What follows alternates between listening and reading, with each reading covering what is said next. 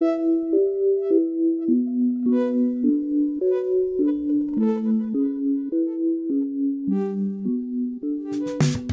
back to Think Deeper. I'm Jack Wilkie, joined as always by Will Harrod and Joe Wilkie. We are continuing to scramble, although Will is back on this side of the ocean, so we're getting a little bit more to it. I'm still sitting among a pile of boxes. Will, how's it going? It's going great. I know you said as always joined, but I was not on last week, so it's technically not always. That's true. Technically not always. It is not always as always. That's true. But had a good trip, had a good vacation, family time. Had a great weekend last weekend. I know a lot of the country, a lot of where I'm from is mourning, but the Vols had a great weekend. That was probably a top 3 sports moment of my life for me. Of course, if you don't know what I'm talking about, then you obviously are not into college football, but the Tennessee Volunteers beat Alabama football for the first time in 15 years. So anyway, I had a great weekend. I don't know about you guys, but I know that's a week old, but I have not gotten to talk about it with the deep thinkers yet. So I wanted to apologize if there are any Alabama fans on there or on here listening. But what's Tennessee's schedule? What is Tennessee's schedule like? Do they play again? Yes. So the toughest game we have left is Kentucky and Georgia. Of course, we have to play Georgia. So. Okay, but I mean, like, I'm just saying it would be a shame if we record this and you're like, oh, we're on Rocky Top, we're on we beat Alabama, and by the time this goes out, they lose. Yeah, that is true.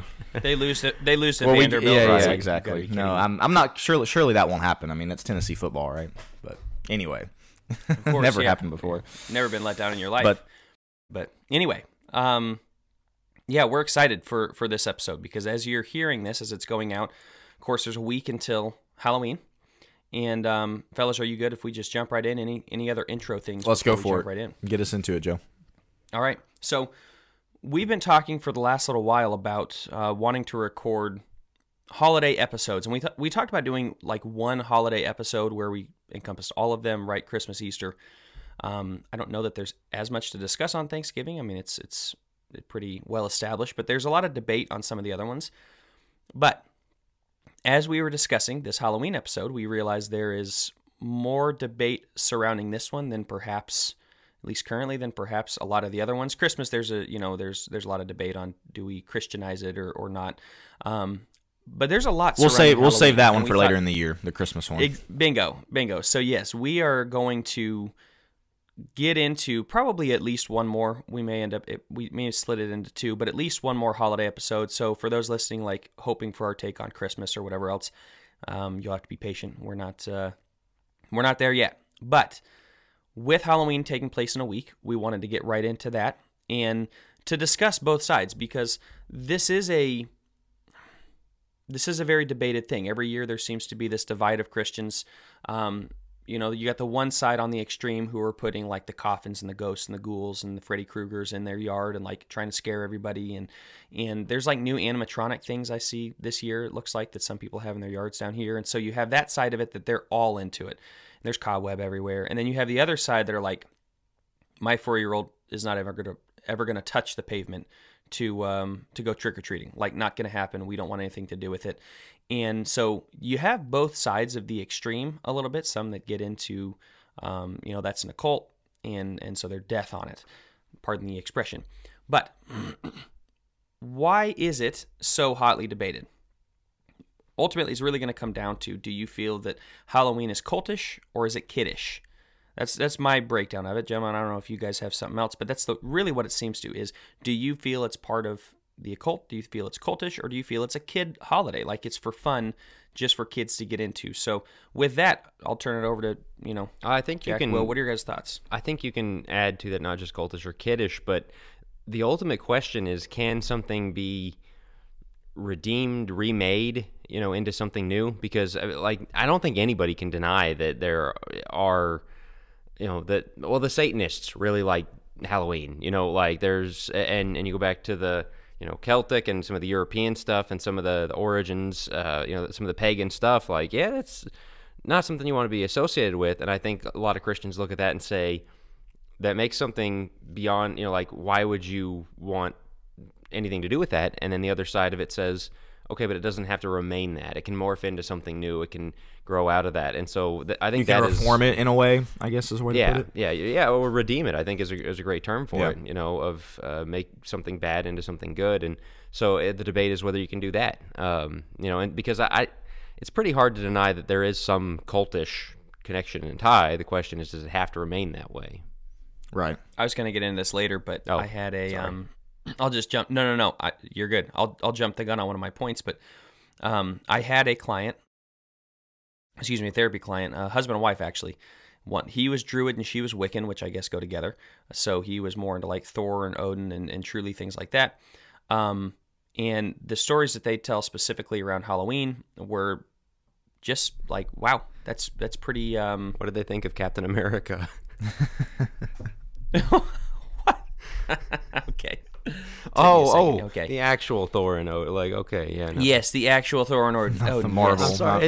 It's so Chris silly to Hemsworth. me because they are, have been turned into comic book, but obviously the origin is very pagan, is very demonic, is, anti-God, but it, Right. when people, like today, you see, oh no, I worship Thor, you're like, Chris Hemsworth? Yeah, exactly. Right. Like he's got a nice, he's good looking, but goodness, that's a bit much. No, so yes, I think interestingly, this is just a side point. Interestingly, their two big holidays were Halloween, and the second was St. Patrick's Day.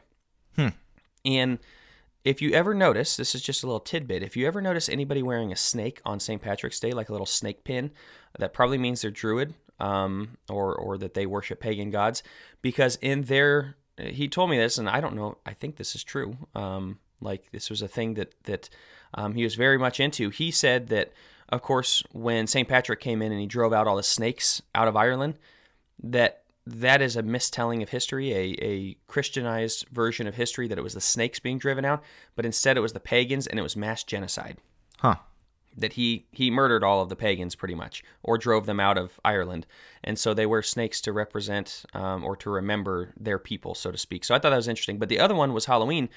And the times that they talk about the portals into the other side and the spells that they could do, I mean, it's like, I don't really want you as my client. I don't want to be around any of this stuff. It's pretty weird. So for those that say, oh, it's not that big a deal, no, it is, and there are people out there like that, just to start. Well, and I think, Joe, either you or Jack, I think is about to real quickly kind of get into the history of it, more so, I guess, than you already have. But one of the things that we are going to desperately try to do with this episode is really attack every single angle of it that we possibly can, because we fully recognize that there are a lot of angles to this. I grew up trick-or-treating, grew up going to trunk-or-treat at church. It was something that, it was just, it's what we did. We dressed up as, Star Wars characters and that kind of thing. But, you do some studying, you interact with people, and you start to have these questions like, okay, is this one of those abstain from every form of evil type of questions, which a lot of people will point to the history of it and its origins and say that in and of itself is reason enough to stay away from it. And so, again, we're going to do our best to answer all these things. We've all got young kids.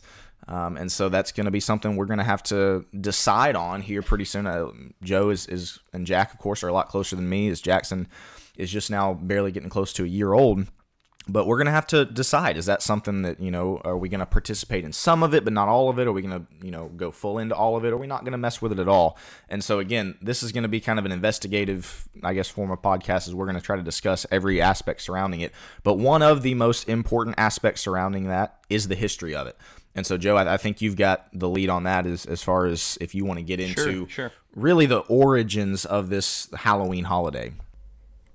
So the history of it actually is pretty interesting. There's the Christian side of it, which is All Hallows Tide, All Hallows Eve, where we get Halloween from, right?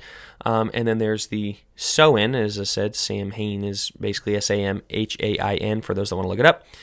And those are the two different sides of and debated on, okay, was this mainly a Catholic holiday that the pagans stole from, or vice versa? All Hallows Tide is, like I said, All Hallows Eve is where we get Halloween, and that's the All Hallows Tide is the 3 days collectively surrounding this, where we, as Christians, supposedly honor all saints and pray for the recently departed souls who have yet to reach heaven. All Saints' Day is on November 1st. All Souls' Day is on November 2nd. So supposedly October 31st, All Hallows Eve, you anticipate your entrance into the church triumphant and reflect upon your own mortality. November 1st is All Saints' Day. You celebrate those who have gone to glory ahead of you and get ready for death, basically. And on November 2nd, All Souls Day, you celebrate those whose faith has impacted our own lives, remembering that no one escapes death. So it's a celebration of death, and it's a remembrance of death, so to speak, a celebration of those who have gone on before. The CatholicWorldReport.com says that it is unequivocally a Christian holiday that actually the pagans stole from them, that festival days were often regarded as liminal time in which the veil between the material and spiritual worlds are considered thinner, but elaborating this into a festival of the dead on par with those found in other ancient pagan beliefs is more than the textual evidence can support, they say. Irish Catholic says that Pope Gregory IV moved the holiday. This is debated as to whether he moved the holiday to deliberately baptize, quote-unquote, a pre-existing pagan holiday, or if it was merely just a matter of convenience with the harvest time, and just became a celebration that way. So it might have been Pope Gregory IV using a pagan holiday for that. And like I said, there's a lot of debate.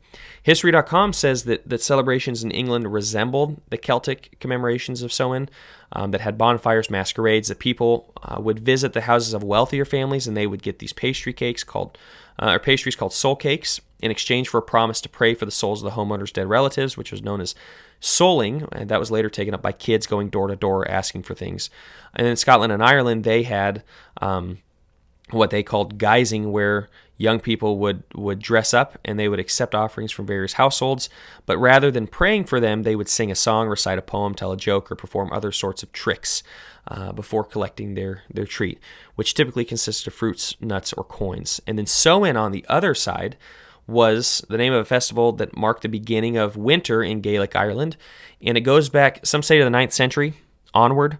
It was one of 4 Gaelic seasonal festivals, and according to Irish mythology, it was when the doorways to the other world opened, allowing supernatural beings and the souls of the dead to come into our world. And it was essentially a festival for the dead. LiveScience.com says that basically the ancient Celts or Celts did not worship anything resembling to the Christian devil. They had no concept of it. It was actually a festival that had deep roots, less in satanic cabals, more in basically in their pagan world, which is like, we do know that that's pagan and satanic, but either way, that's what they state. And that Halloween beliefs and customs were brought to North America with the earliest Irish immigrants. And by the middle of the 20th century, Halloween had largely become a children's holiday. So interestingly, coming from Ireland, where they did celebrate Samhain. History.com for Samhain says that Halloween has its roots in this, and that the Celts who lived 2,000 years ago in this area of Ireland and United Kingdom, northern France, believe the dead returned to the earth on Samhain. So not 9th century, 2,000 years ago. There's, again, some debate on that, the time period. But they say on the sacred night, people gathered to light bonfires, offer sacrifices, and pay homage to the dead. During some of these celebrations, villagers disguised themselves in costumes made of animal skin to drive away phantom visitors. Banquet tables were prepared, and food was left out to placate unwelcome spirits. In later centuries, people began dressing as ghosts, demons, and other malevolent creatures, performing antics in exchange for food and drink. This custom, known as mumming, dates back to the Middle Ages and is thought to be an antecedent of trick-or-treating. And last, this kellymays.com says that the ancient Celts took celebration of Samhain very seriously because it was the most significant of the 4 quarterly fire festivals. It marked the time of year for harvest season. Fires were left to burn in family homes while the harvest was gathered. The harvest foods were to be left on tables and to appease the unwelcome spirits. After the harvesting was complete, the people came together for a shared celebration alongside the community druid priests who led a large community fire. So basically, those priests would make sacrifices. They were the religious leaders that focused on contact with the spiritual world and holistic medicines to treat illnesses, and that the sacrifices were to appease the gods, pretty much. And so following these ritual animal sacrifices, the people would each take a flame from this large fire that was lit by the priests and disperse back to their homes to relight their individual fires. It lasted 3 days and 3 nights, and the community was required to show up, and if not, it was mandatory celebration. If they failed to participate, it was believed to result in punishment from the gods, usually by illness or death. So that's a very brief summation, brief history of it, but that is the history both of All Hallows Tide, the Catholic version, and Samhain, and Samhain if you want to phonetically pronounce it. But yeah, that's the background to those to that celebration and to this day. So that's the history to both sides. Which one is correct? Is it a Christian holiday that the pagans took, or is it a pagan holiday that the Christians took? We may never know because you're getting it from both sides. Interestingly, history.com has seemingly both takes. Wikipedia has both takes. So it depends on where you fall on which side of history. Either way, it just seems to be one of those things, though, that the more you dig, it is the reason that a lot of Christians say, well, this is probably something that we should not be really associating ourselves with just because of the pagan history of it, regardless of who took it from who. I think, Joe, is kind of right. the reason there. But the question I want to ask, and this is where we're going to really open it up for discussion. Jack, get in on this. Can you differentiate between the, again, kind of history of it, the connotations with Halloween, the evil, the ghouls, the ghosts, the demons, etc., differentiate from that and kind of just focus on the part where it's for the kids, right? Not everything has to be dark. I was never really a big Halloween guy growing up. I'm going to tell on my brother Reese here. I'm sure this has changed, of course, since he's done some studying. But growing up, Halloween, he always said, was his favorite holiday. And it was just because he loved dressing up. He loved the idea of going out and getting candy. He just kind of liked the jack-o'-lanterns, and he just liked Halloween. And never once did I, even when I grew up, think, well, man, my brother's just going to be a Satanist, or, he just really likes the darkness of Halloween. No, that was just something that he enjoyed doing. Again, if he's listening, I'm sure he's probably changed his view since then.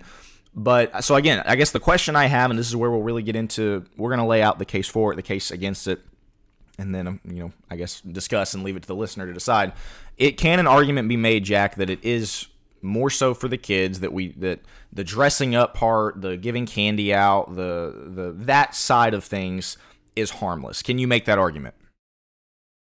Yeah, and I think that is the question you're looking at, is can you celebrate it in that way of, like, I think I mentioned to you guys, a year or two ago, my little girl dressed up as Grogu, Baby Yoda, from the Star Wars Mandalorian or whatever, and went and got candy. Walked the street with the neighbor kids and came back home and ate her candy. And so it's like, did she just participate in all the demonry and all that? Like, can it be parallel, where these things are happening, but we're celebrating this? And, you think about that, because that question comes up with a lot of things of right. Christmas, Easter. Every year there's those, memes that go around, and they're very dubious. They make some claims that aren't really true about Easter and the pagan origins of that, and the bunnies and the eggs and all that stuff. And so if you dip, or you dye Easter eggs with your kids, and so the same thing. It's the same root question of,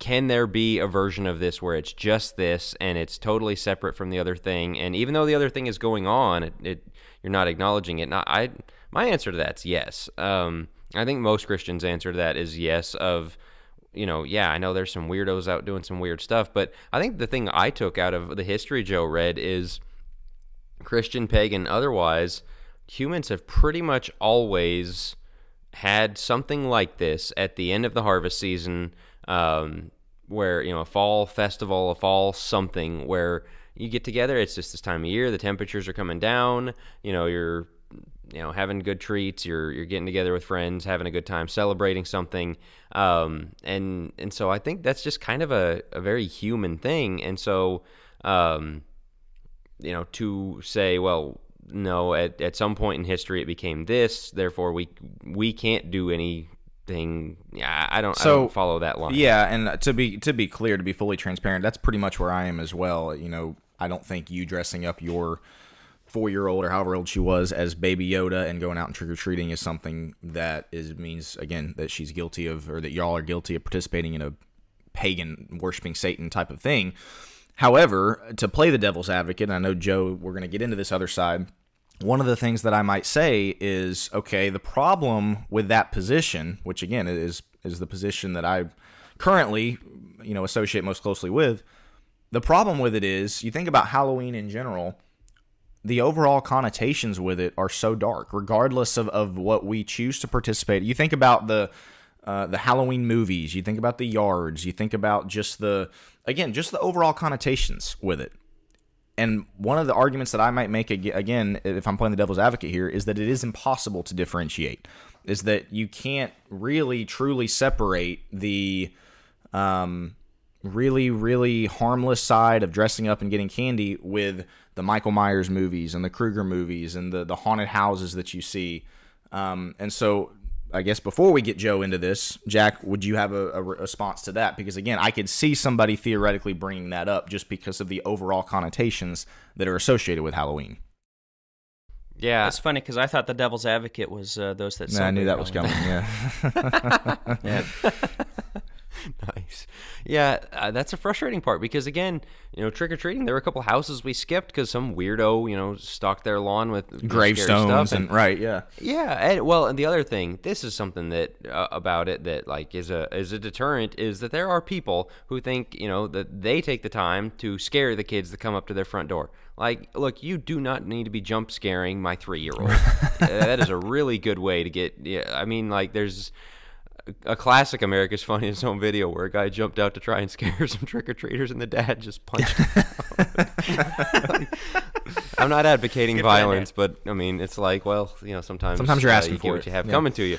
And so, so those kind of things, and it's like, well, you can't avoid that. And so that death and horror and scares and, as you said, graveyards, ghouls, goblins, ghosts, whatever. I mean, very much a celebration of death, a celebration of scariness, and people that decorate with the blood and the chainsaw massacre kind of stuff. And yeah, that's really hard to avoid. And I think all of those are things that getting into some scripture, I guess we should probably do at some point on this.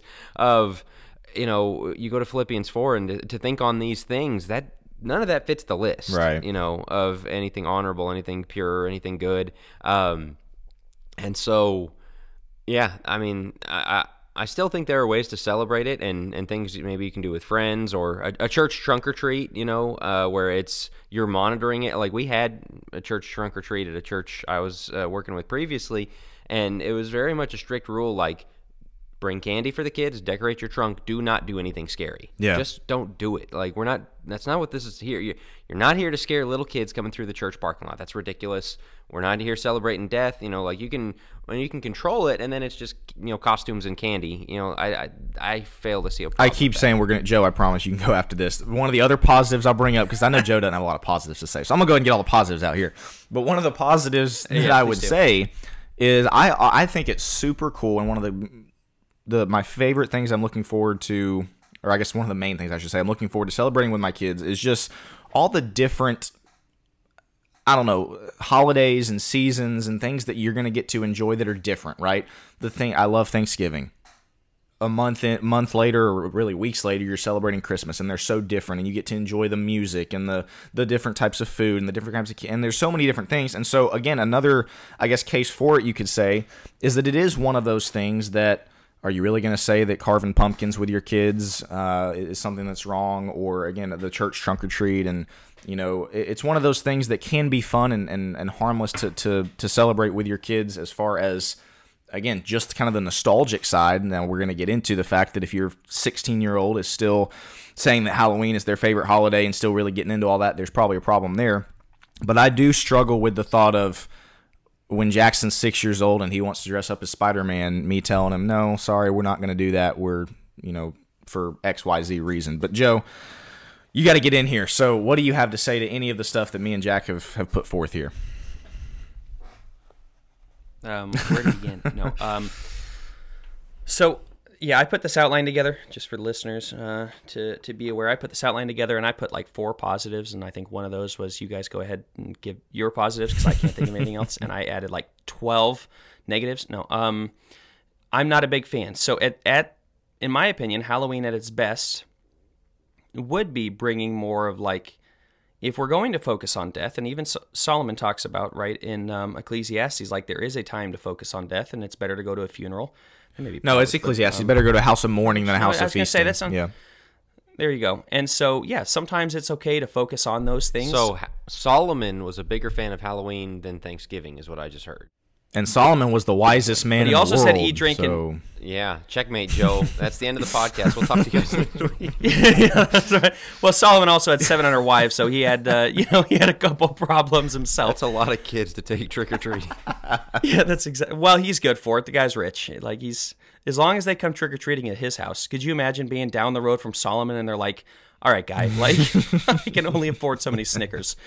But anyway, there is a time to appropriately focus on death, and if we were to take this time and use it kind of like that, in my opinion, that would be the best case scenario. Here's my problems with it. I got a few. First off, I got several. First off, what are the values or merits to it? So you consider Christmas. It's like it's a time of cheer. It's a time of giving. It's a time of Thanksgiving. It's a time of family. It's a time of coming together, right? If you want to take the Christian side of it, it's a time to remember Christ and Him coming to earth. A lot of good values to it. Even This speaks Easter. to the think on these things from Philippians 4 point, which is a great Correct. point. Yeah. Correct. Right. Like that leads you to a lot of positive merits and values when you're celebrating it, whether you celebrate Christian or not. Same thing with Easter. Whether you want to celebrate it or not, well, it's got pagan roots. Yeah, but consider the merits to it. It's about, yes, resurrection, but it's also about a spring. It's about newness. It's about, the kids, like the Easter bunnies and things like that. There's not death, decay, destruction. Consider the merits and the values to Halloween. Name one positive thing. Yeah, you can give your kids candy. They can dress up. Guess what? They can do that on July 15th. They can do that on August 31st. If somebody shows up on your doorstep dressed up in a costume asking for candy on July 15th, are you going to give it to them? Yeah, I'd be like, my man, you are stepping outside the box. I love it. Now, if you show up on Halloween, get off my lawn. But on July 15th, you're good to go. So I look at that and I say, what are the actual positive values and merits to celebrating Halloween? It's about, at its best, it's trickery, right? It's the hijinks. It's the almost criminalization of things. And at its worst, it is kind of occultish, or kind of an occult thing. Like, there's a lot of death, there's a lot of destruction, there's a lot of decay. Decay, I think, is kind of the key word. Like, Christ brings life. Halloween's all about decay. It's about, like, just the blood and the guts and the gore, and even if it's not blood, guts, and gore, there's still the skeletons and the ghosts and everything else. I don't see any positive redeeming qualities specifically to it. I think, sorry, I got a list of these. I think the sexualization of it, especially as it gets older, the sexualization and the criminalization, where it's time for idiots to go out and just, we're going to have fun, light things on fire. Like, there are people that have giant bonfires and do some really stupid things. Yeah, and I agree on with Halloween. that. That doesn't mean that everybody... My argument would be, what do people do on does. July 4th with the sexualization thing, Christmas? I mean, that stuff can apply with the other ones too, is what I would say there. I agree, but this connects to my next point, which is, who's the holiday I think this for? is one of the best points, by the way. If it's for Yeah, kids, go ahead. If it's for kids, it's too scary. If it's for adults, grow up. Stop being an adolescent. Like, you need to get away from dressing up and going to these holiday parties where you're, the sexy nurse or whatever at the holiday party. Like, I'm sorry, no. This is a kid holiday, but if you're going to bring it to the kids and you're going to scare them with the Freddy Krueger masks and all the death and destruction, that's not kid themes either. I don't want my 4-year-old, I don't want my 10-year-old going trick-or-treating and getting inundated with death, decay, and destruction. I don't want him thinking on those things. And so if it's not appropriate for kids, most of it's not, if it's not appropriate for kids and something you want your kids thinking about, and if it's really not appropriate for adults because, again, they sexualize or they criminalize it, they get into some bad things, who is this for? And if it's for teens, look, like you said, if a 16-year-old shows up to my door trick-or-treating, go get a job at Chick-fil-A and buy candy yourself. Don't come to my door at 16 years old. You're way too old to do that. I would say at 14, you're Joe's really checking pushing. everybody's IDs on Halloween. How old are you? That's exactly it. That's exactly it. Like, who is this for is really my question. Sure, yeah. Who's this for? I think, that's not all of them. Not to get off on too far of a rant, we might even do a think fast on this at some point, that especially millennial culture, people who aren't having their own kids are hanging on to all of their childhood stuff because they don't have kids to pass it on to. And McDonald's Happy Meals, anyone? seriously, like Happy Meals now for adults. We're gonna put a toy in, and as you said, the adolescence thing that extended, and that's where Halloween has become like this massive thing for people my age to hang on to. And I mean, literally, I know people that have trick or treated into their 20s. And you're just, again, like, I think the rule is a pretty good one. When by the time you're old enough to drive yourself to the store to get the candy, that's enough. But, you know, as you said, the alcohol, the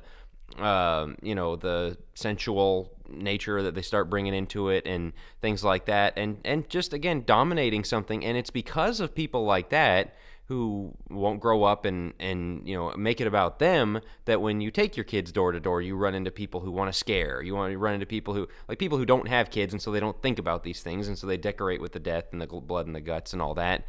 And so it's like, keep it a kids thing, because it's a kids thing. But you're right, we live in a world where people can't leave anything to kids anymore, not even a Happy Meal, and so they adultize.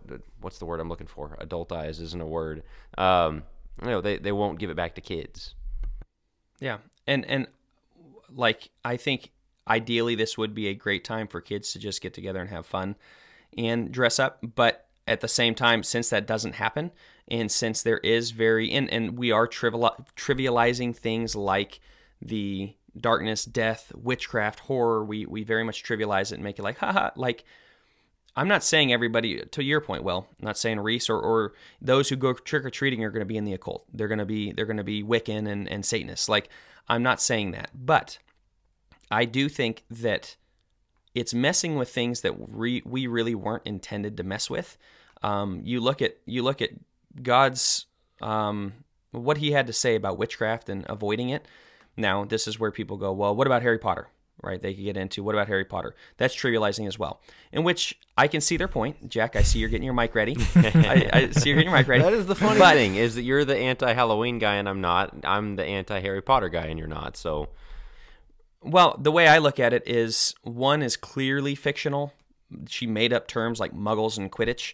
Like, it's clearly fictional. And if you're going to go there, I've never found a person who hates Harry Potter, but who also hates Narnia and who also hates Lord of the Rings. And Gandalf does do magic, and he's a good guy, but nobody's ever willing to give up both. And so until you are, then you come talk to me, and we'll talk about it. That's because those books are good. Watch yourself. Watch yourself. Are you kidding? Lord of the Rings? I started it twice, gotten like 60 pages in, and fallen asleep. Like, both times, I have not gotten through the series. Speaking about adults growing out of stuff made for kids. Hey, well, okay. I'm saying, okay, it's good okay, stuff. We'll Anyway, we're getting off of that. But I want to kind of open up into what I think is, and we were talking before this, like, are we going to get into this? Is this?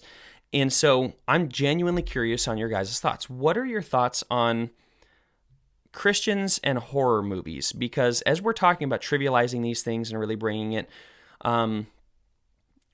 more into the culture and bringing it more into the church, there's a lot of Christians that I think are perfectly fine with horror movies, and I don't know, the darkness and death, and I have a real problem with it personally. I'm not condemning those that watch it for sure, but I have a real problem with it, and I'll come back around to my thoughts. But fellas, what are your thoughts on this? So I'm going to start with the haunted house mansion idea first, because that, I guess, ties a lot into the Halloween discussion in general. But that is an area that I've grown just spiritually, maturity-wise, is 5-6 years ago. Something I looked forward to every Halloween, going to a haunted house, getting the adrenaline rush, scare type of thing.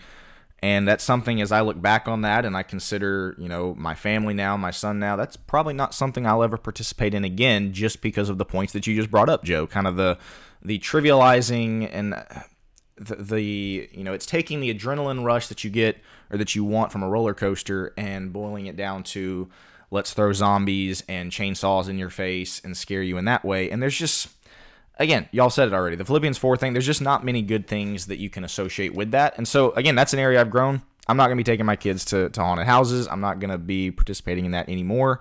Horror movies is still an area where I struggle, and I'm interested in getting y'all's take, because you think about how many different levels of what you might call horror movies there are. You've got the slasher films, the Freddy Kruegers, the Saws, the Halloween Ends, the Michael Myers movies. Full disclosure, I've never seen any of those. Apologies to anybody who has. To me, that is one level. You have the demon-possessed levels of like The Conjuring and Annabelle and things like that. Again, full disclosure, I have seen some of those. And then you've got maybe even another level of kind of the psychological thrillers, the movies that are incredibly, incredibly scary, but they're a lot more based in reality. Not so much demon possession, no slasher stuff, but they're scary movies. You wouldn't call them a horror movie, but they're psychological thrillers. And so I guess before I give my answer, do you guys is that one of those things we can just lump them all together? All these are bad, none of these are bad, or some of these are bad? Kind of the same thing I was asking with the Halloween. Is that something we can draw a line there, or how do you guys personally draw a line with each one of those levels? Yeah, I mean, liking being scared, I don't, but I get a lot of people, like you said, the adrenaline rush, but the nature of it, I think it's case by case, in one sense of like how much death, evil, bad things are being celebrated, portrayed, depicted. Some of these torture movies, I mean, why? And this is one of those that I think some Christians will hide behind, well, the Bible doesn't say, well, yeah, of course Paul didn't say don't watch horror movies. But, the Ephesians 5, about darkness and light, and you were light, you were formerly darkness, don't participate in darkness anymore. Walk as children of light. Walk as children of light. And he says expose the deeds of darkness. Well, that's not, also, I'm not saying that is about horror movies and some of these things, but on the other hand, I think some of what we're talking about here is darkness and light. And so with some of this stuff, you just need to be careful what you're putting into your mind. And that's another thing that is a whole spin-off off this, but it's related, is the serial killer fascination. Some people just love serial killer documentaries and podcasts. Dahmer show. Yeah, I mean, the Jeffrey Dahmer show is the new one. And just always serial killers or criminal minds and these shows, about real, and some of the like real, mystery, unsolved mystery kind of stuff. And it's one of those, there's not a command I can draw on that say thou shalt not watch this, but man, be careful about what you're putting into your mind. Be careful about what you're dwelling on. I already brought up Philippians 4. Think on these things. That's not the kind of things that are positive to think on, that are helpful to think on. What is that doing for you? How is that? And not that everything has to be spiritual to build you up. You watch a funny movie, that's not it making you a more spiritual person, but it's also not diverting your mind towards things of death and violence and just gratuitous gore and things like that. I can't speak for everybody on the serial killer thing. I think there's a level of fascination with that it's one of those things. It's like, did that really happen? Like with the Criminal Minds thing, it's like, is that something? And it seems like it's not reality, but it is, and that's what's fascinating about it. For a lot of people is that, man, that actually happened. That's in this world. That's crazy, and that's what kind of draws people's attention. Same thing with the Dahmer show or whatever else. I'm not justifying it. I'm just saying I think that's probably a level of it too. Not so much of I want to think about serial killers. It's there's a fascination to it there. I think people want to know how they got there. That's kind of the fascination of like, how do you? Because a lot of the shows that make it big kind of show their going into it. Like, how did they get to the point of like their origin story, so to speak, of doing these unspeakable acts? And so I think that fascinates a lot of people. I don't have as much problem with psychological thrillers, actually. And this is my opinion. I'm not, like you said, Jack, I'm not necessarily drawing book, chapter, verse here. I don't have as much problem with psychological thrillers because where I really start to struggle is when you're glorifying like heavy amounts of violence. Slasher films, I'm sorry. I will, here's your hot take with Joe moment. If you're watching slasher films as a Christian, in my opinion, I don't see it. And one of the reasons why is, what are you getting? How is it benefiting you? Like, where's your empathy is my thing. Where is your empathy to see people getting tortured, to see people getting cut up, to see people getting, brutally murdered? Like, that's, first off, messing with your mind, putting things in there that really don't need to be there. Second off, we're called to love other humans, and yes, it's all, oh no, it's movie. They didn't actually die. Like, I'm sure that's why you're going to see it, right? Because they're cutting up mannequins. Like, No, this is a specific genre that is lacking, in my opinion, empathy. And it's putting things, very dark things like death, murder in your mind.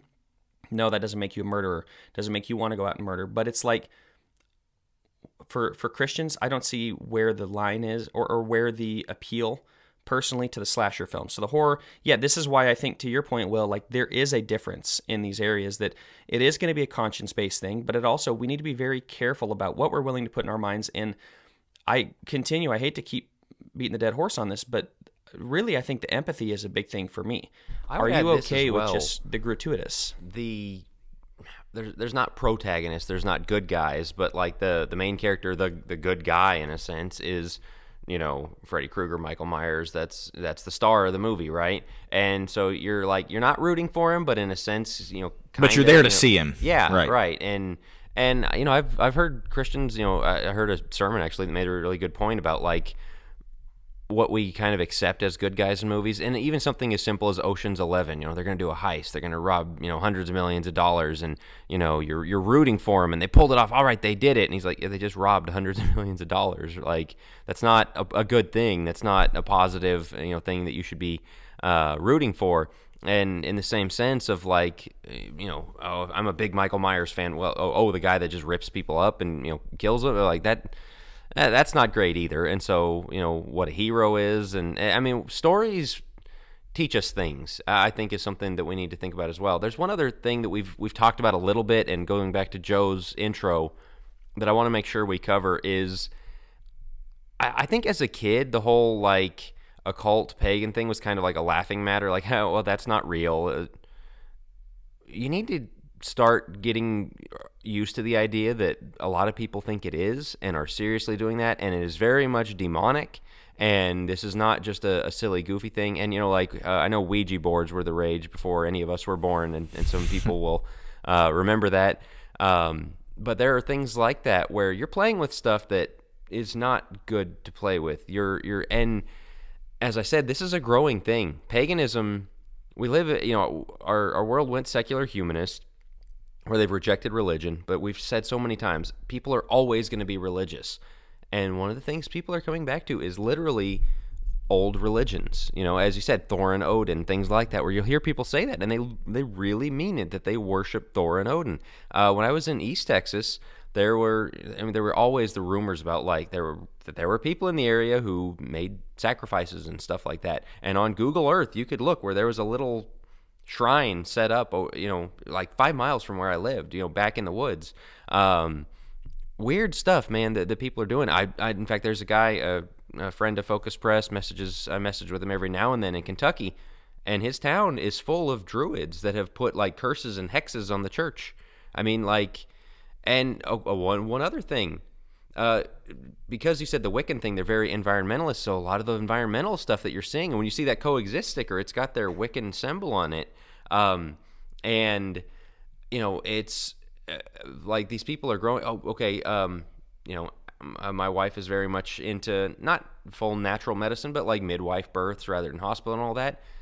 We had to be really careful about choosing midwives because a lot of them are very pagan, with symbolism and things that they bring into their practice that, you know, they rely on, they believe in, that like the signs they have up in their office are pagan, straight up pagan. And I mean, when you really trace the lines of paganism back, it's demonry, it's demon worship, anti-God stuff, and so this stuff is really growing as well. And with the horror movies, with Halloween, with all of this, it's something we really should not be messing with, and we shouldn't be taking lightly either. I mean, we don't need to be scared of it. Jesus conquered over all of the demons, all of Satan and his legions, all that. But we also need to not, like, cozy up to it. So I talked to a, you know, as I mentioned, I had that client, and he was talking about some of the spells and curses that he put on people. And it was like, yeah, sure. Bizarre, man. I'm telling you, bizarre. Like the stories that he had, and I had no reason to disbelieve him, of what took place or what took place to him when something was put on him. Talked with another guy, formerly Satanist. He was very angry at a specific person and their family, and he put a spell on him. And within like 6 months, I think somebody, like, they had divorced, they had fallen away, and they were like something like within 6 months, horrible. So don't think that these things, oh, that's just a coincidence. Look, the way that I look at it, going back, you look at Elijah on Mount Carmel, right, where they're cutting up their arms and trying to get him to send down fire, and of course that's not happening. And God comes in. Well, why wasn't that happening? Because God was stopping him from doing it. I do believe the Baal and the Ashtaroth and all of those, I think, were local demons. I think they were local gods. I think they were gods to them, quote unquote, little g. They are not the Almighty. The Almighty is over all of them and can stop them from doing what they're going to. But don't act like, this is Ephesians 6. There's absolutely a spiritual warfare going on. And this is one, we probably should do an entire episode on spiritual warfare, because nobody takes this seriously and they act like there's nothing but the physical realm and then there's heaven where God is. It's like, I think there's a spiritual realm here where angels and demons are around us, and there are some really, really weird things.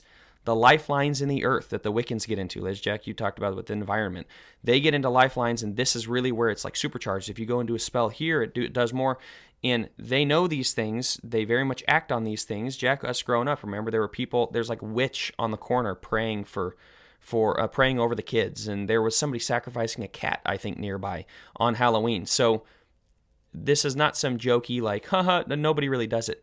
That's flat out false, and I think you're going to see more and more of this stuff coming in. And it's one of those things, too, as somebody who has enjoyed horror movies in the past, not the slasher ones, but kind of the demon-possessed ones, it is one of those things where I start to wonder, is this what Paul's talking about in Romans 12:2 when he says, do not be conformed to the world? And again, as somebody who's enjoyed those things in the past, I'm not trying to cast aspersions on anybody, on people right now if that's something you enjoy, but I'm raising an 11-month-old. Is that something I want his mind on? Is that something that I want my mind on? And so that's why there's a needed discussion surrounding all of this. It's not something that we can just brush aside and say, we'll let everybody else figure that out. It is something that we need to discuss. And so if you guys don't have anything else, I want to get into these questions, that really the practical side of things that we really wanted to. We've kind of hit around it all episode, but let's practically. Go ahead. Yeah. Real fast. I was just going to say, I would wrap it up. That full discussion on the horror films and things, I think it is going to come down to, it is a conscience thing. I think we can all agree, right? Sure. It is a conscience thing. But the second thing is what you just said. My dad had a great quote growing up, like, look, once it goes in, it doesn't come out. If you don't want it in there, don't put it in there. Meaning, don't be looking at these things if you realize, like, down the road that might cause issues. And so consider the Philippians 4 principle. It is a matter of conscience, and what goes in does not come out. So be very aware of that these things, and look, I've had clients that were very much into scary horror things, and you'd never guess this, but they had problems sleeping, and they had serious anxiety surrounding death and things like that because they weren't able to handle it. There's others that handle it just fine. I'm not saying that's everybody, but look, I mean, I would say err on the side of caution personally, but I think those are the key things that we want to stick to on that of, yes, it's a matter of conscience, but be aware of those things. Sorry, Will, go for it. Yeah, I was just going to say, so let's get into the practical stuff. Is trick-or-treating wrong? And I'm going to loop in trunk-or-treat as well, because those are very, very similar. They are different. And so I want to get your guys' take. Obviously, with Jack taking his kids trick-or-treating last year, then we already know his answer. But basically, the questions we want to ask, if you take your kids trick-or-treating, they're dressed up, they get candy, is that something Christians should stay away from? And trunk-or-treat, most congregations in the South that I know, not even just in the South, but those are the ones that we're around, do some kind of trunk-or-treat, where it's basically trick-or-treating, but it's in a parking lot. The church members, they decorate their trunks, all the kids dress up, pass out candy. And so obviously that's a little bit different, but it's also very similar. So obviously, number one, is trick-or-treating something we should be doing with our kids? And number two, should congregations be staying away from offering a trunk-or-treat? So I'll give my answer here in a minute, but I want to get you guys in on that. What your take is on those two questions. Yeah, I mean, like I said, I took the kids trick-or-treating, had to skip some of the houses, things like that. I think trunk-or-treat, I like that idea a lot more, and I think that's what we're going to look for this year. I don't think our congregation's going to do it, which is, I don't have a problem with, but like finding one that does nearby, and going to take the kids over there. It's just a lot more controlled environment. Again, you're not going to go through some weirdo's yard. You just don't know what people are doing. And so I like that. And again, it's, my kids dressing up as some character. Last year, it was my daughter said she wanted to be Rudolph, and her little brother was going to be Santa. And I mean, that's the most adorable thing you've ever seen in your life. And so, something like that, they drive over, they walk around a parking lot, get candy, go home, eat candy. We go home and watch The Great Pumpkin, Charlie Brown. I don't think that has any connotation, any association to death, demons, ghouls, just because some people are doing the same thing on the same day. One thing we didn't really get at is, two things. Number one, Romans 14 is about one celebrates one day over another, and so there's that. But I could see why that wouldn't apply to some people who have issue with the things. Like, if you think this is a demonic day, it's like, well, no, you don't get to do that. But that's the meat sacrifice to idols they thought was a demonic thing, and things like that. And so Romans 14 needs to be brought in. The other thing is the Christian redemption of holidays, of cultures across the world where Christendom spread, and it was like, well, we celebrate this. Well, yeah, not anymore. We don't do that anymore. Well, you want to celebrate on that day? Cool. Let's celebrate something great. Let's celebrate the church. Let's celebrate Jesus. Let's celebrate whatever else. And so it's a redemption of those old things. In the same way that Passover for the Jews now becomes a Jesus holiday, pagan holidays like that, I think, have a redemptive quality too. But that means you got to leave the death, destruction, gore, demons, ghouls, whatever else. And so, long answer to trunk or treat, trick or treat, sure. I'm going to come on the other end of it. First off, I'm going to speak to the redemption. Some things are not worthy of redeeming. The best, and no offense, this is not intended to be as harsh as it's going to sound. Taking 4-year-olds trick-or-treating is not a way to redeem an irredeemable holiday. Eating meat sacrificed to idols? I mean, this was just sitting in front of Baal on an altar. Let's sit down and grab your knife and fork and No, but I find that to be different. I find it to be different because what he's saying is some people are going to have a problem with it. Don't tell others where you got the meat from, right? And if they happen to know, I won't tell you where I got the candy. To your point, though, to combat this, because the Bible doesn't contradict itself, but it provides definitely more context in 1 Corinthians 10. Starting in verse 18, look at the nation of Israel. Are not those who eat the sacrifices sharers in the altar? What do I mean then? That a thing sacrificed to idols is anything, or that an idol is anything? No, but I say that the things which the Gentiles sacrifice, they sacrifice to demons and not to God. And I do not want you to become sharers in demons. Let me just drop the mic there for a second. Yeah, and if we're going to use Romans 14, says, and if somebody does and you eat it, don't worry about it. Right, but the point is, if you know, avoid it. Well, we do know. I mean, that's the thing, is your 4-year-old may not, but you absolutely do. As your conscience, you know that this is not a holiday that is, in my opinion, worth redeeming. At its very best, it would be a day to remember the dead in Christ and to celebrate their victory that's gone on before. If somebody wants to do that, I'll have a conversation with them. I don't see any one Christian celebrating it that way. And so to me, the trick or treat and the trunk or treat, look, if we use gods that we are aware of, like Molech or Baal, however you want to pronounce it, and we know that there was a day that they used to do, they used to sacrifice animals and sacrifice people to Molech. And we bring it forward. People still do it to this day. Okay, we don't necessarily.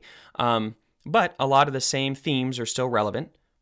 Would we be hopping on this one, hopping on that train, being like, well, we can redeem, and it's like, whoa, how about we redeem, like I said, July 15th? Why don't we redeem? This is my point as well, is that there's always been a thing like that. And the funny thing to me is that churches who hold this belief will a lot of times will hold a harvest party. We're going to have a fall festival, right. And like, well, okay, then you're celebrating it. You're celebrating it in your own redeemed version of it that doesn't include that stuff. Why is that different than what I'm doing? And the same Christmas is the same way. Okay, well, we'll celebrate Christmas. Well, we'll bring Jesus into it. We won't bring Jesus into it, but we're gonna. Well, okay, but the whole solstice thing, and I mean, like Yule and all that stuff goes back. Okay, and so. I really think there's one of those, like, if you're celebrating in this part of the year, there's going to be connections to people celebrating bad stuff in this part of the year. Not necessarily. Somebody's got to be able to start a new holiday. Your celebration of it. And so it's just so hilarious to me that we're going to have a fall festival. Like, yeah, we all know what that is, man. But if you do it on October 20th and create a brand new day that is not supposed to have connections, and it is celebrating something different, and there are other connotations that aren't death and destruction and decay, then that's, in my opinion, that's redeeming it. Now, doing it on October 31st, first off, that day holds a lot of connotations. Second off, I do think that there is, going back, I do think it's a demon day. I think there is, and November 1st, I think that is a time where, the spirits open up. I don't know that I agree with that per se, but I think it's a spiritual day for the wrong reasons. Doing it around other days, I think, is you creating a new holiday and making something like that is redeeming it, in my opinion. So trick-or-treating, okay, it's and also the trunk-or-treat, it's also Reformation Day. So if I dress Robbie as Martin Luther and he knocks on your door, nails something to your door, if or he will nails you be something to my okay with door, that? you're fixing it. Oh, You're okay. fixing it. Now, if he can write 95 Theses, I'm going to be really impressed. Well, we'll so see. that'd be incredible. Put him But to work. He's got 13 days. there you go. It is so. Long story short, coming down to my answer of it, I think that is us participating in something that I just don't think we should be anywhere near, in my opinion. And the second thing is, we have dress-up stuff year-round. My son dresses up as a knight. He dresses up as a king. He dresses up as a firefighter, whatever it is. And he gets to do that year-round, and he has a blast with his siblings, and we make a lot of fun. Not fun of him. No, we make a lot of fun surrounding it. There's a lot of fun that comes in just being able to be goofy and to dress up and things year-round. And so, is there really anything special about Halloween? It is celebrating and it is furthering. You think we're going to redeem it by having my kid dress up as something? No. It's what that's doing is giving money to a holiday that I just think is horrible. Wait until the day after when all the candy's half off and then, go nuts. To me, that makes more sense. Where the what candy is half off? Yeah, where the Halloween candy's half off. Joe's candy buying is Halloween candy. Candy is candy. Hey, meat sacrifice to idols. Candy sacrifice. Now we see his breaking point. He's staunch up until the candy is cheap. All right, now hold on, Will, you're conspicuously silent. Will, what's your goodness? Yeah, there's y'all left so much for me to cover. I don't know, where do I even start? Where do you fall? What are your thoughts? I'm with Jack. Yeah, I think you can differentiate. Joe, we're not friends anymore. Yeah, I know exactly. That's not to say you're not making a ton of good points and things for me to think about. But to me, that there is, there is something that I can differentiate with Jackson dressing up as a knight, in 3 years and going to get candy at a church where there's no gravestones and things like that. However, this is another side I'll bring up that would be more in line with Joe's point when it comes to trunk or treat, and then we can move on, is the congregation where I'm at right now in Decatur. For 4 years now, 4 or 5 years, they have done a really big trunk or treat, and the good side of it is they do it for purely evangelistic purposes. It's not, members come obviously, but it's not for members, just solely for members to bring their kids and do things that way. We reach out to the community in every single way that we possibly can to get young people, to get families who maybe don't have a church background to come through our parking lot to interact with us as Christians. That side of it is cool. The one downside of it is that when you're inviting the community into something like that, guess what you're also going to bring in? You're going to bring in the ghouls and the demon costumes and the Freddy Krueger costumes. And so that's when you talk about the controlled environment. There's not really a controlled environment when we do it that way. And so that's one that I currently struggle with as far as, yes, it's a good evangelistic opportunity, but is that really something we should be using for an evangelistic opportunity because of the connotations associated with it? So that also kind of adds another layer to it. Let me jump in real fast, because I think it's hilarious, the juxtaposition that they come to a trunk or treat on Saturday, and it is evangelistic, quote unquote, right. And you're winning them over to Halloween, and then on Sunday you're yeah, but Christ died to free us from all of those things. And it's whoa, right. Hold on. Yeah. We were celebrating it on Saturday, and then on Sunday we're talking about Christ freeing us from death and destruction and decay. And so to me, it's kind of for an evangelistic opportunity, your problem is you're talking the sexualization and also you're just bringing all that in. Kids showing up. Yeah. Right. And, you're also okay, I'm bringing you in under this guise that everything's okay, but then in reality, Christ, we're not really supposed to have anything to do with demons. And so, yeah, sorry. Which is why the argument that, and again, why I struggle with it, and I think those are good points, and I think it's definitely something needs to be considered, but that's why people have made the argument before, hey, we set ourselves apart as Christians way more by not participating in that stuff, rather than, hey, yeah, let's welcome everybody in, everything's the same. Oh, by the way, you got to have a transformed lifestyle in every other way. You know what I mean? So yeah, that just, I wanted to bring that up to add another layer to the discussion. Jackson's 12 months old. He's not going to be dressing up anytime soon.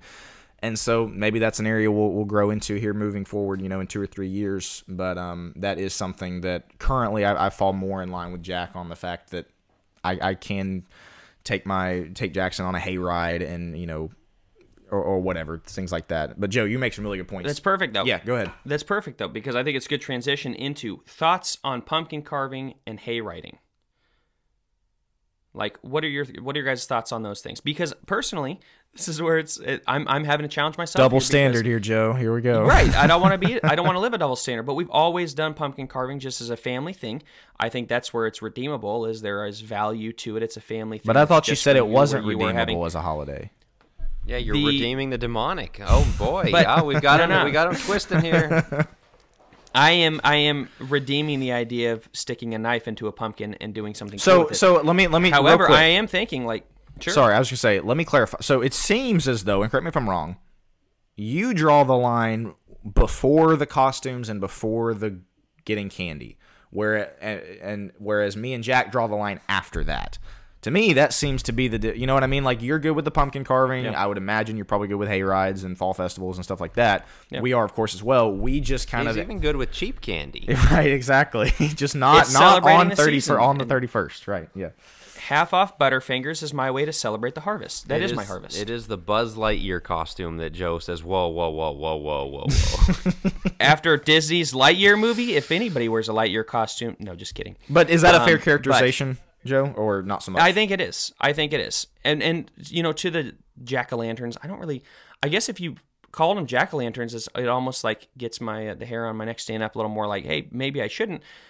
I look at it as a celebrate. I don't think there's any problem celebrating the harvest time of October, fall. It's beautiful. God has gifted us with so many things. As long as you don't do it on the 31st. My issue is I do believe that the 31st holds very strong connotations for darkness and death and destruction. Harvest does not. So you say, well, no, but on the 31st we did celebrate harvest. It's like, why that day? You could have celebrated it any time in October, and really halfway through November you could have celebrated. Can I bring up something real quick, though? Are you a farmer? Why are you celebrating harvest? None of us are farmers. You know what I mean? But it's celebrating the bounty that God has given. Sure. It's very much like Thanksgiving. Sure. It's celebrating the bounty that God has blessed me bountifully in multiple areas. No, I'm not a farmer with the harvest, but I look at the beauty of the leaves changing this time, apple cider, things like that. It's like, well, is apple cider wrong? No. Well, yeah, but some people drink apple cider on Halloween. It's like, no. There's a difference in that day is clearly set apart. It's kind of like, look, August 25th is Molech Day. It comes from Molech. August 25th is. And I come along, and on August 25th, I decide I'm going to celebrate... it's kind of pseudo Molech Day. It's not really that, but it's a fun part of it. It's like, why would you participate on that day at all? Why don't you just do it on, like, if you're going to create your own holiday and create different connotations, why don't you do it on August 31st? To me, though, you're getting hung up on the day. Like, our trunk or treat this year's on the 29th. Is that okay just because it's not on the 31st? But I'm assuming. But what's it alluding to? Right, exactly. Everybody recognizes it's alluding to Halloween. Harvest party and carving pumpkins, in my opinion, this is my opinion, but it's something I might have to study. In my opinion, that's not alluding to like the actual holiday Halloween. That's more alluding to pumpkins are a big deal all the way through Thanksgiving. Like if we wanted to carve pumpkins on November 15th, I'm okay with it. Because I don't connect those two, personally, but some people might, in which case they'd call me out and say, no, those two are absolutely connected, and I would have to check.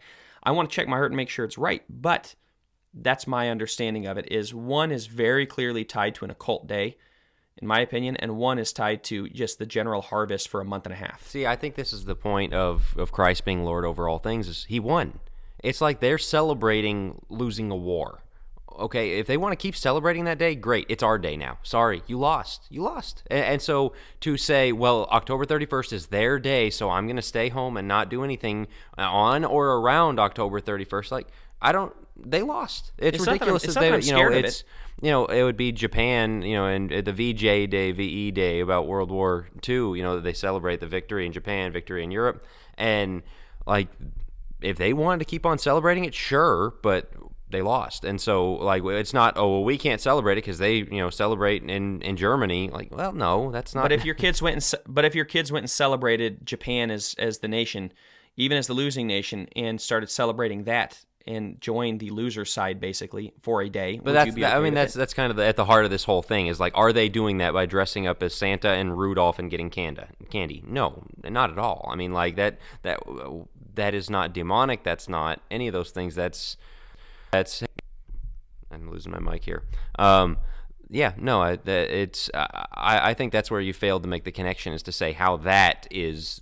If you had a Victory Japan Day, and I happen to celebrate something super fun on Victory Japan Day, it's still Victory Japan Day, and it's still something that everybody associates with Victory Japan, and everybody's looking at that as I celebrate it. Everybody's looking at it as, oh, you must condone it, right? And you go, no, I don't condone it. I don't condone all this stuff, but I do condone it. It's like, well, you're participating in it.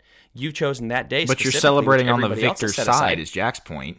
Yeah. But again, I don't you're understand. taking the loser stance of, well, we've got to leave them that day. That's their day. Like, no, not anymore. You lose. You don't have days anymore. Not at all. But Christians are supposed to avoid those things, not go right at it. They're supposed to not have anything to do with demons. Why? Because demons still are very strong and do have a lot of sway over a lot of things. That's kind of part of it, is that you're kind of telling them, we won all of it. Everything that's yours. You know, your daughter wearing a me. Santa costume or a Rudolph costume isn't exactly telling the demons. No, that it's you telling won. them, I'm not afraid of you, so I don't have to hide from your holiday. I don't have to shut my lights off and lock my doors because it's October 31st. No, I'm just going to join in your holiday. No, it's my day now. So I think that's the main. It is. We're not going to convince. It is. We're not going to convince each other anymore. You can join in the comments. I typically continue to lose my microphone, but Will, go ahead. I was just saying, I typically don't like the, well, if you're gonna throw one out, you gotta throw all of them out type of arguments. But again, Joe, it seems like where we draw the only difference is where we draw the line. If again, and you're again kind of focusing on the day more so. If pumpkin carving and hay rides and apple cider.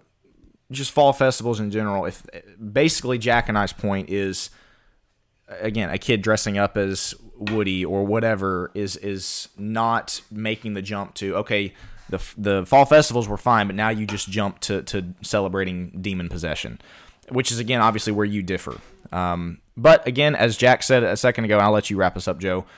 We know this is a hotly debated topic. We know that there are listeners that will fall very heavily on the side of Joe and very heavily on the side of us too. And that's something that, again, if you've got a point to bring up, as always, keep it civil in the comments. But this is something that, again, is worth discussing, and it's worth talking about where we draw the lines. All three of us clearly draw the lines on if you're participating in the dressing up as Freddy Krueger and the death, the demonic, the horror side of things for Halloween. That's probably something you need to take a closer look at. That's probably something you need to reconsider Philippians 4, and what is your mind dwelling on? If you're like us and you're trying to figure out, okay, do I take my 6-year-old trick-or-treating or do I not? Do I carve pumpkins? Do I not? Again, throw your comments in there. We tried to cover it as broadly as we could. Joe, do you have anything else to wrap it up with as we kind of wrap up this Halloween episode? I honestly don't. I don't think I was looking at the... Can we bind it? Was our last question, and I think you wrapped it up well there. Of it's something to take a closer look at. I'm not even condemning anyone. Are you condemning Gloria for dressing up as Rudolph? That's ultimately what we. Don't put me on the spot. Don't put me on the spot here, man. No. You extend the right hand of fellowship to the 4-year-old. Yeah, that's right. And to all the trunk-or-treaters out there, yes, I will. I'm not saying that you are going to hell if you do those things. I am saying that I think it just deserves a closer look. And would it be wrong for me? Yeah, James 4:17. I think it would. Until I come to a different knowledge or a different understanding of things, if I come to a different understanding, I do think it would be wrong for me to celebrate those things because it would be going against my conscience. So yeah, that'd be Romans 14:23. If you don't have faith that you shouldn't do it. Right. So, yeah, no, that's my closing comments. But gentlemen, I appreciate the rousing discussion. Yes, absolutely. And debate. And as Will said, please keep it going online. Keep it civil, maybe more civil than we were. Jeff's my brother, so I get to beat up on him a little bit, and vice versa. But yeah, keep it civil. But we would love to know your thoughts. Do you celebrate it? And are there things we didn't cover? I think we tried to hit a lot of the positives, a lot of the negatives. You may have differing thoughts. You may have a positive we didn't consider. You may have a negative we didn't consider. So let us know in the comments on Facebook or shoot us an email, whatever it is. We love to hear from our listeners. Jack, anything else you'd add? I'm good. All right. With that, I think that's going to wrap up our episode. We will talk to you guys next week.